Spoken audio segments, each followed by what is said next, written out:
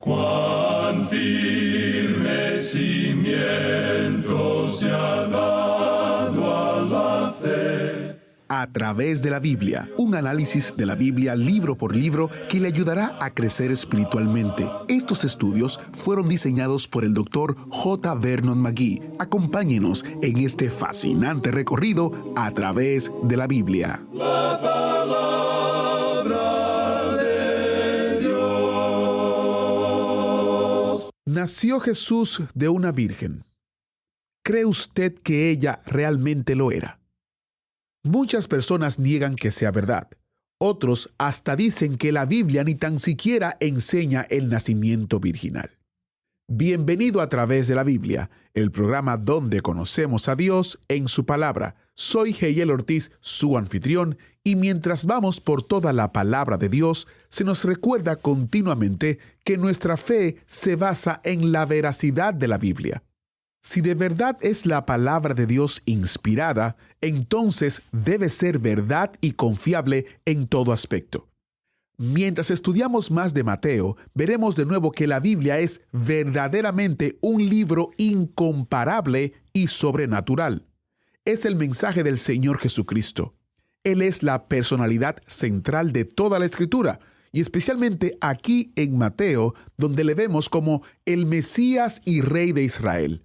Va a ser un estudio significativo. Me alegro tanto de que usted se haya unido a nosotros en nuestro recorrido. ¿Sabe usted cómo escogieron José y María el nombre de Jesús para el niño? Esto también lo estudiaremos en el día de hoy, pero le adelanto que Jesús significa Salvador o Redentor. La pregunta es Él su Salvador?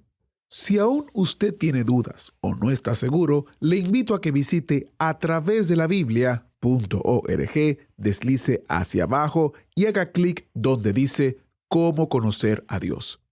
Allí usted encontrará un corto video y recursos que hemos recopilado que le ayudarán a responder la pregunta más importante en su vida y que define su eternidad. Nuevamente, a través de la Biblia.org, desliza hacia abajo y hace clic en donde dice Cómo conocer a Dios. Dicho esto, iniciemos nuestro tiempo de estudio en oración. Padre Celestial, nos encomendamos a ti para estudiar tu palabra. Te pedimos que podamos verte glorioso, alto, sublime y a la vez disponible para habitar nuestros corazones. Que podamos ver claramente a Cristo y cómo Él impacta nuestras vidas. En su precioso nombre oramos. Amén. Y ahora, abra su Biblia o encienda su Biblia en Mateo capítulo 1, porque estamos iniciando nuestro recorrido bíblico de hoy, con las enseñanzas del Dr. McGee en la voz de nuestro maestro Samuel Montoya. Continuamos hoy, amigo oyente, nuestro estudio en el primer capítulo del Evangelio según San Mateo. En nuestro programa anterior estábamos considerando la genealogía de Jesucristo y concluimos mencionando que si comparamos esta genealogía de Jesucristo con la que se encuentra en el libro primero de Crónicas, capítulo 3, notaremos que en el versículo 8 del Evangelio según San Mateo, los nombres de Ocosías, Joás y Amasías se omiten. Esto demuestra que las genealogías se citan para darnos un vistazo de cierta línea de descendientes y que no es necesario que cada individuo sea nombrado en cada genealogía de la Biblia. Creemos que debemos recordar esto en las genealogías que aparecen en Génesis antes del diluvio. No son necesariamente genealogías completas, pero están allí para trazar cierto linaje. Creemos que el hombre ha estado en esta tierra por muchísimos años más que la fecha que aparece en los márgenes de muchas ediciones de la Biblia. Tengamos en cuenta que estas fechas son dadas por el historiador Husher y no forman parte integral de la Biblia misma. Ahora, en el versículo 11 encontramos que se omite a Joacim, pero se incluye a Jeconías. Jeconías merece nuestra atención especial porque Dios había dicho que ninguno de su simiente se sentaría sobre el trono. Vivo yo, dice Jehová, que Siconías, su nombre es Jeconías, pero Dios quitó el G de su nombre porque es el prefijo para Jehová y este hombre era un rey malo. Vivo yo, dice Jehová, que Siconías, hijo de Joacim, rey de Judá, fuera anillo en mi mano derecha, aún de allí te arrancaría. Te entregaré en mano de los que buscan tu vida y en mano de aquellos cuya vista temes. Sí, en mano de Nabucodonosor, rey de Babilonia, y en mano de los caldeos. Así ha dicho Jehová. Escribid lo que sucederá a este hombre privado de descendencia, hombre a quien nada próspero sucederá en todos los días de su vida, porque ninguno de su descendencia logrará sentarse sobre el trono de David, ni reinar sobre Judá. Así leemos en Jeremías capítulo 22, versículos 24, 25 y 30. Por causa del pecado de este hombre, ninguno de su linaje se sentó sobre el trono de David. Así es que José, aunque figure en este linaje, no debemos olvidar que no es el padre natural de Jesús. Este es uno de los datos más notables en las Sagradas Escrituras, y Mateo trata de presentarlo lo más claro posible. José dio a Jesús el título legal al trono de David, porque José fue marido de María, la que dio a luz a Jesús, y por tanto José pudo dar el título legal a Jesús. Jesucristo no es de la simiente de José, ni es de la simiente de Jeconías. Pero tanto José como María tenían que ser del linaje de David, y lo fueron, pero por dos líneas distintas a través de dos hijos distintos de David. Notaremos cuando lleguemos al Evangelio según San Lucas, que la línea de María viene de David por su hijo Natán. La línea de José viene por la línea real de su hijo Salomón. Por tanto, José y María ambos tuvieron que ir a Belén para ser empadronados porque ambos eran del linaje de David. Amigo oyente, usted puede notar cuán interesante, fascinador e importante es el estudio de estas genealogías y cuánto merecen nuestro estudio. Leamos ahora el versículo 16 de este capítulo 1 del Evangelio según San Mateo. Y Jacob engendró a José, marido de María, de la cual nació Jesús, llamado el Cristo. Es posible ver enseguida que hay aquí algo diferente en la genealogía. En el versículo 2 leemos, Abraham engendró a Isaac, y luego continúa con muchos engendramientos. Pero aquí dice que Jacob engendró a José, marido de María, de la cual nació Jesús. Mateo explica con toda claridad que José es el marido de María, pero no es el padre de Jesús, el cual se llama Cristo. Mateo presenta la genealogía en tres agrupaciones para darnos una vista panorámica que incluye toda la historia del Antiguo Testamento. Una época se extiende desde Abraham hasta David, luego desde David hasta el cautiverio babilónico, y finalmente desde el cautiverio en Babilonia hasta el nacimiento de Jesucristo. Consideremos ahora el nacimiento virginal de Cristo. Ahora que Mateo ha mostrado que José no es el padre de Jesús, nos dará una explicación. Ya en el Antiguo Testamento un nacimiento sobrenatural ha sido profetizado o predicho por Dios. El profeta Jeremías en el capítulo 31 de su libro, versículo 22, habló a la nación de Israel diciendo, ¿Hasta cuándo andarás errante, oh hija contumaz? Porque Jehová creará una cosa nueva sobre la tierra, la mujer rodeará al varón. Así no se hacen las cosas, amigo oyente. La mujer rodeará al varón. Esto no es, pues, un nacimiento natural, sino sobrenatural. Esta es la nueva cosa que Dios ha hecho. Y ahora en este Evangelio de Mateo, capítulo 1, leamos el versículo 18. El nacimiento de Jesucristo fue así. Estando desposada María su madre con José, antes que se juntasen, se halló que había concebido del Espíritu Santo. El nacimiento de Jesucristo fue así. Así sucedió, dice Mateo. Cuando su madre María estaba desposada con José, es decir, estaba comprometida para casarse con José, antes de que se juntaran, se halló encinta. No había tenido ninguna relación física. Ahora escuchen a Mateo. Se halló que había concebido del Espíritu Santo. El evangelista Lucas, que escribió el evangelio que lleva su nombre, era un médico griego. En su evangelio entra en una sección extensa de obstetricia. Ambos evangelios declaran que Jesús fue nacido de una virgen. José no fue su padre, pero María no le fue infiel a José. Jesús no es un niño ilegítimo tampoco. Esto es algo nuevo. La mujer rodeará al varón. Ahora, amigo oyente, nunca nos hemos opuesto a ningún hombre que diga que no cree en el nacimiento virginal. El hombre tiene derecho a no creer. Pero tenemos dos objeciones muy definidas. No creemos que un predicador deba negar el nacimiento virginal de Jesucristo. Si lo niega, entonces debe salir a vender pólizas de seguro y tratar los nacimientos de una manera diferente. Nos oponemos a alguien que diga que la Biblia no enseña el nacimiento virginal de Cristo. Quisiéramos sugerir que los teólogos liberales, o sea, los que se apartan de las enseñanzas bíblicas, debieran regresar a la escuela y aprender algo de esta educación del sexo y enterarse de que Jesucristo sí nació de una virgen. La historia está aquí. Uno bien puede rechazar la historia y rehusar creerla, pero es una triste ignorancia y una negación obstinada decir que la Biblia no enseña el nacimiento virginal de Jesucristo. Amigo oyente, no caiga usted en la trampa del racionalismo. No se fíe del razonamiento de los hombres pequeños, de aquellos teólogos que giran en las sillas de sus bibliotecas y que dicen que esto no es lógico y que por eso no pudo haber sucedido. Muchas veces los hombres han dicho que ciertas cosas no pueden suceder, y sin embargo ocurren. Dios es el creador de las leyes naturales. Él puede emplear esas leyes naturales o bien puede ponerlas a un lado para lograr sus fines. La historia bíblica expresa con toda claridad que Jesucristo nació de una virgen por medio del Espíritu Santo. Volviendo al capítulo 1 de Mateo, leamos el versículo 19 ahora. José su marido, como era justo y no quería infamarla, quiso dejarla secretamente. La ley mosaica era muy específica en este punto.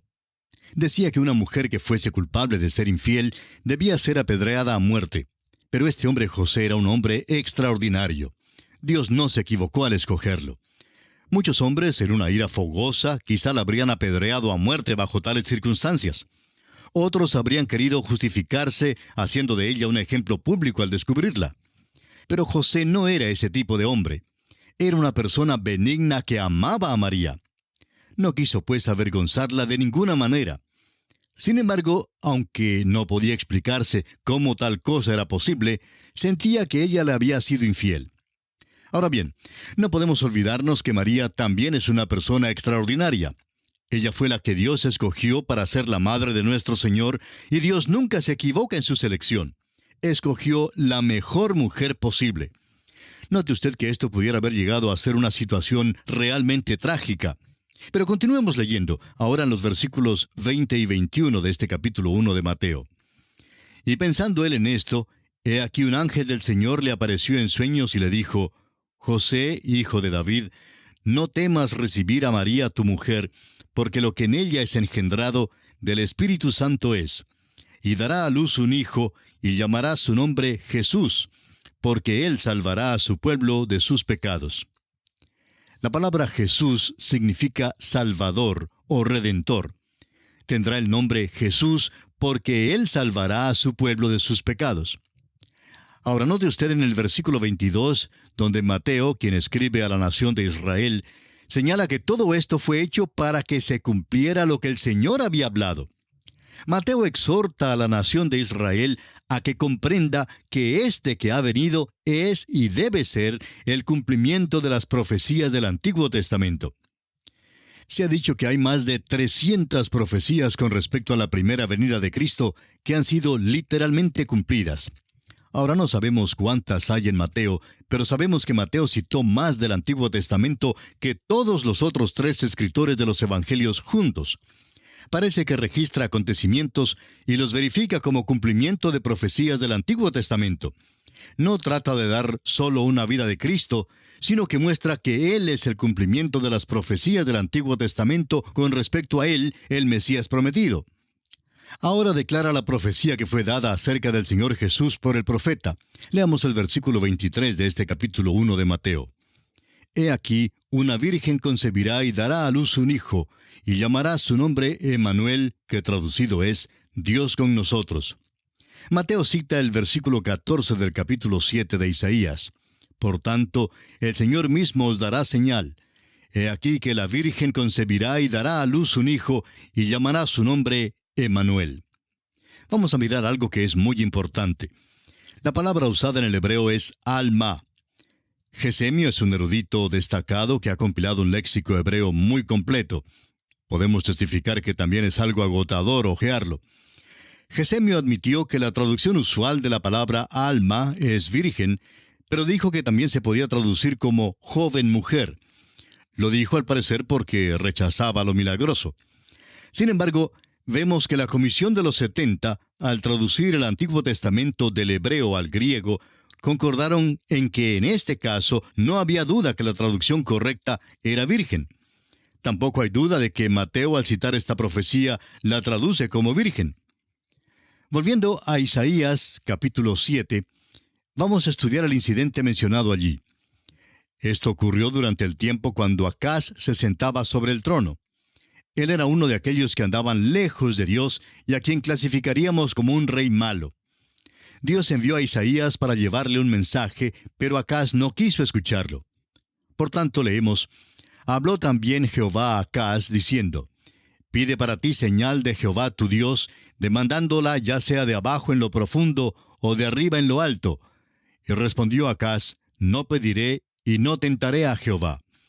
Así leemos en Isaías capítulo 7, versículos 10 al 12. Amigo oyente, permítanos afirmar que esto que él dijo fue una hipocresía en la que trató de aparentar ser piadoso. Dios había pedido a Isaías que se encontrara con Acaz en el camino para entregarle el mensaje de que Dios le daría a Acaz la victoria. Sin embargo, Acaz no le creyó a Dios y, por tanto, para estimular su fe, Isaías le dice que Dios quiere darle una señal.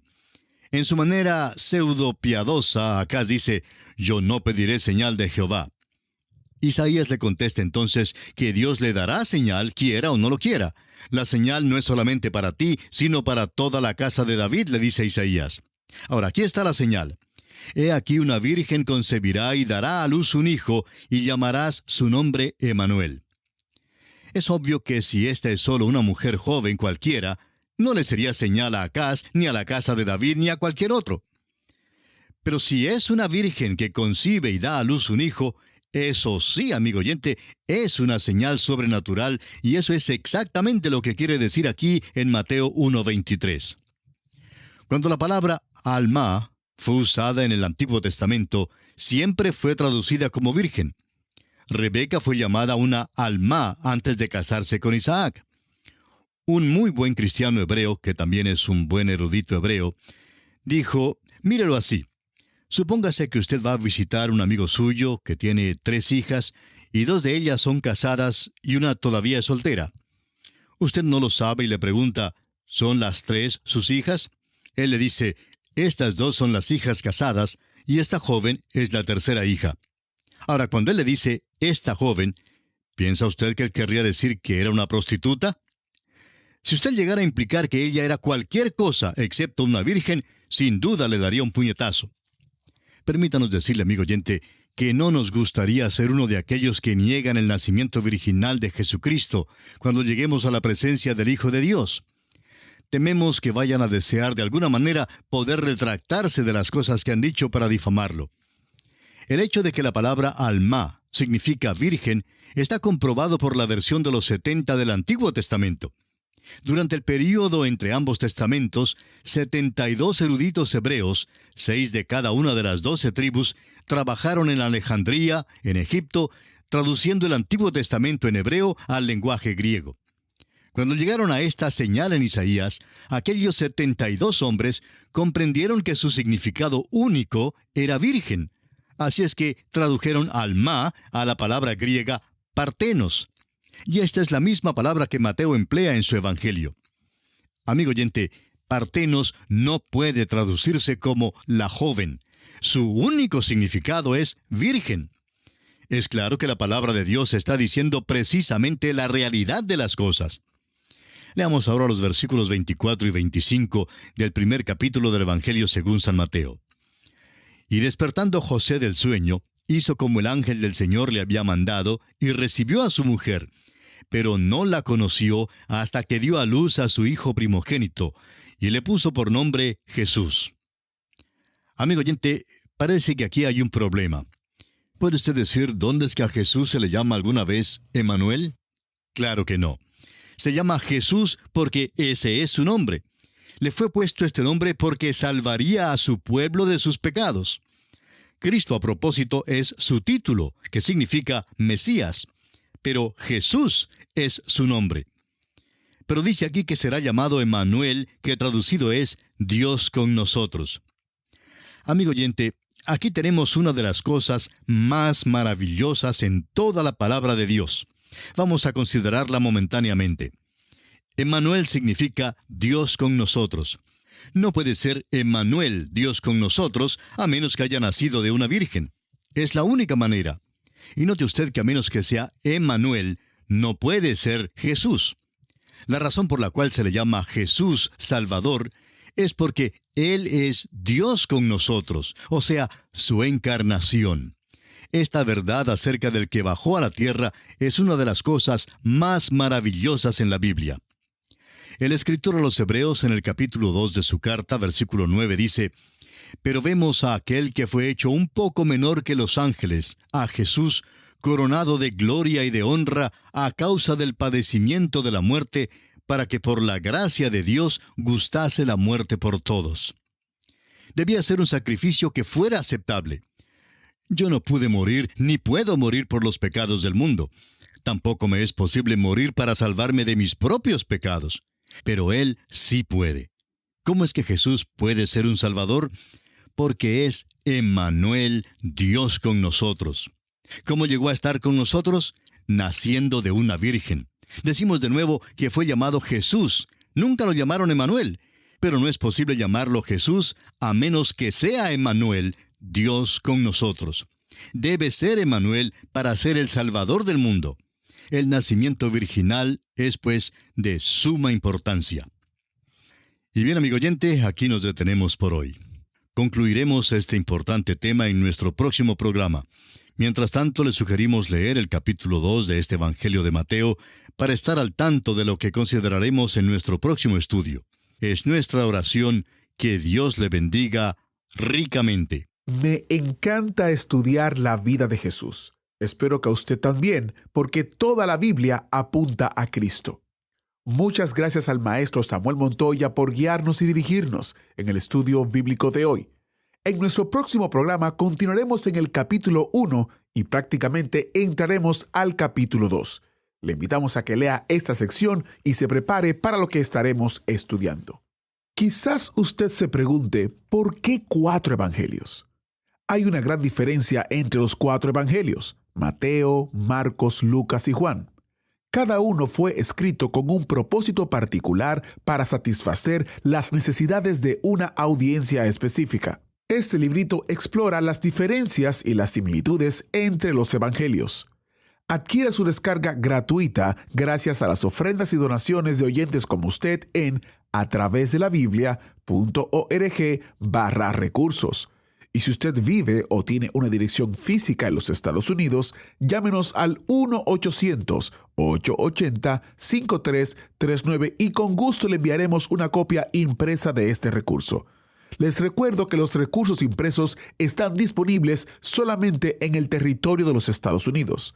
Para más información, recuerde visitar atravesdelabiblia.org/recursos. Agradecemos que nos acompañara en el estudio de hoy. Le invitamos a que visite nuestro sitio en internet, atravesdelabiblia.org. Ahí puede suscribirse para recibir las notas y bosquejos de lo que estamos estudiando y noticias del ministerio. También encontrará la variedad de libros y materiales gratuitos que tenemos para usted. El sitio es atravesdelabiblia.org. Todo lo que hacemos es posible gracias al Señor y a personas como usted que se unen a nosotros en la obra de llevar la palabra entera al mundo entero. A través de la Biblia es una producción de Radio Transmundial.